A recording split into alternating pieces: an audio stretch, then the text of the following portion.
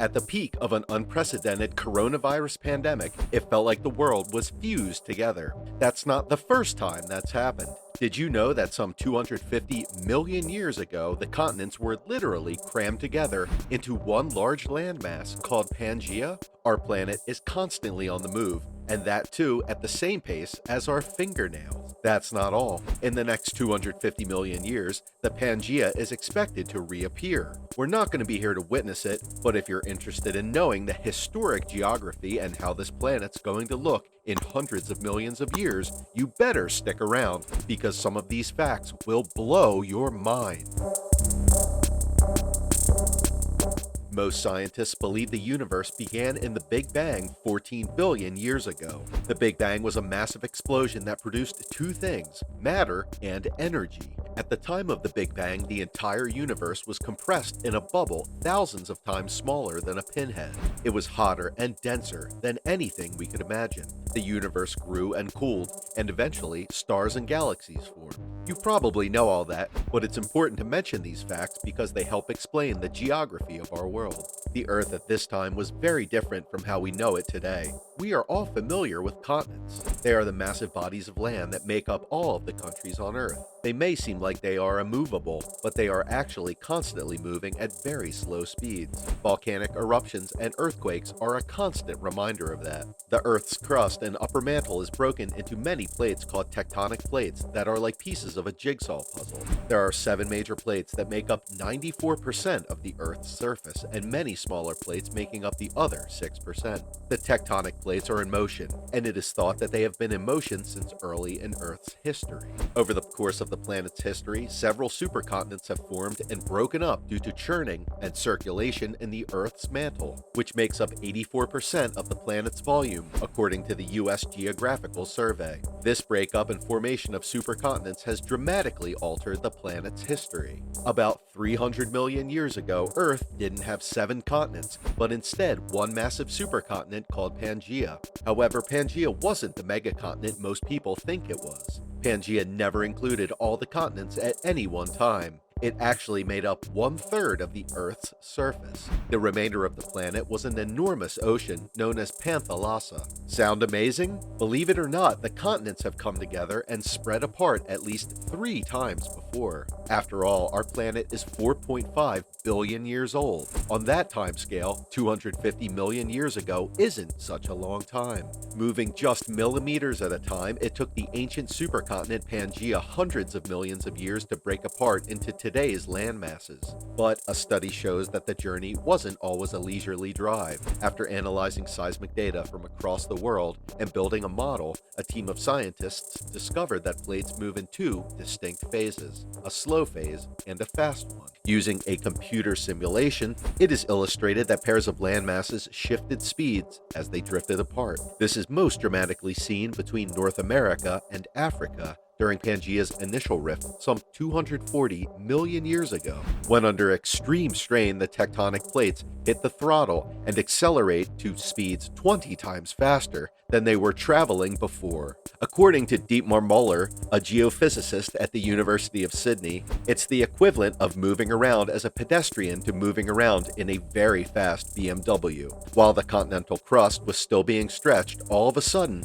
there was this amazing acceleration, and we didn't know why. At that time, the slabs of rock that carry these present-day continents crawled apart from each other at a rate of a millimeter per year. They remained in this slow phase for about 40 million years. Then around 200 million years ago, the plates entered their fast stage. This was when the connections between the continents became too weak. The plates started accelerating for 10 million years until they reached speeds of 20 millimeters per year, which is similar to how fast fingernails grow. Scientists say their findings help to explain plate motions that were previously baffling experts. That's due to new data becoming available in recent years that tells us more than ever before about these ancient rock movements. And when a split happens, it's not pretty. Rapid subsidence, high heat flow, flow and enhanced volcanic activity occur along the margins of the breakup, according to the scientists. Since the average continent is moving only about 1 foot every decade, it's unlikely you'll ever be alive to see an epic geographical revision to the world map.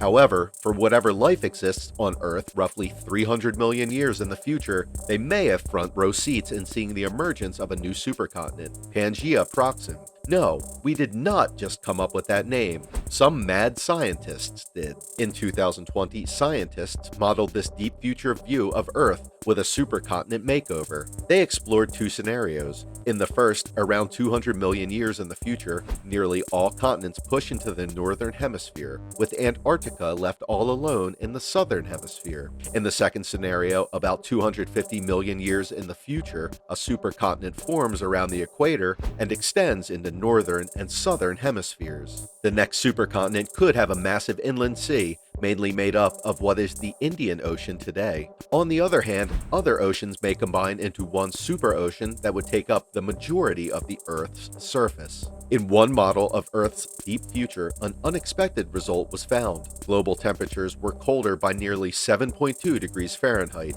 in a world with a mountainous supercontinent in the northern hemisphere called Pangea. Considering global warming now would be a good time for this to happen. The colder temperature was mostly because of the strong ice albedo feedback. Snow and ice in this northern supercontinent at high latitudes created permanent cover over land during the summer and winter months, and that tends to keep the surface temperature a couple of degrees colder than in all the other scenarios. By comparison, in models of a less mountainous supercontinent, lakes and inland seas were able to form. They transported atmospheric heat northward from the equator, seasonally melting snow and ice so that the land wouldn't be permanently frozen.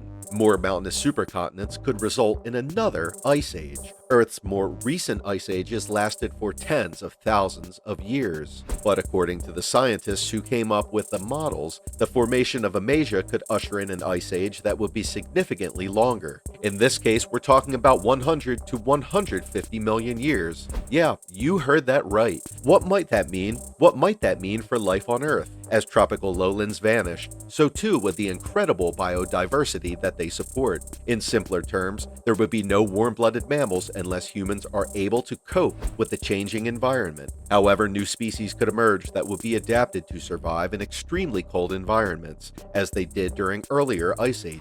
When you give evolution enough time, it finds a way to fill every ecological niche in some way. And in a situation such as this, where the exceptional cold would dominate the planet for 100 million years or more, that's a long time for evolution to work. This might all be too far into the future, but one thing's for sure, Pangea was not the first supercontinent, and it will not be the last. That's it for today, folks. We hope you learned something new and exciting from this video. What do you think? Would humans still be alive and polluting the Earth after some 250 million years? Or will the planet witness another mass extinction and a reset? Let us know in the comments. And if you enjoyed the video, don't forget to like it and also share it with your friends. Subscribe to our channel for more amazing content regularly. Thank you for watching, and we'll see you in the next one.